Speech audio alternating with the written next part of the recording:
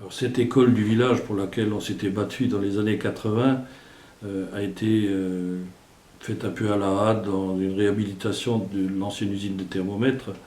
Aujourd'hui, évidemment, cette école est complètement dépassée, c'est-à-dire à la fois ce groupe scolaire est dépassé, c'est-à-dire on se trouve avec un groupe scolaire séparé, la maternelle à un endroit, le primaire à un autre. C'est plus viable aujourd'hui. En plus, il y a la départementale entre avec toutes les nuisances qu'il peut y avoir pendant les cours à cause du bruit de passage des véhicules. Sans parler évidemment du côté dangereux parce qu'on se trouve dans une situation qui devient extrêmement périlleuse sur cet axe majeur. Donc là, l'idée, elle est simple. C'est d'en finir avec ces deux établissements, créer un seul établissement scolaire. On s'est inspiré d'un modèle canadien, d'une nouvelle construction en haute qualité environnementale qui comprendra des préaux, une cantine scolaire, un dépose-minutes, des parkings pour le personnel, parking pour les parents, etc.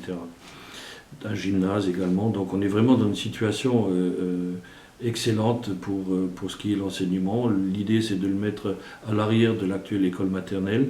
Là-bas, parlant d'une idée d'école dans les champs, je pense que c'est une idée qui est séduisante en soi, mais qui dans la réalité fera que les enfants seront dans une capacité d'apprentissage qui sera bien plus propice à celui-ci que ce qu'on peut connaître actuellement.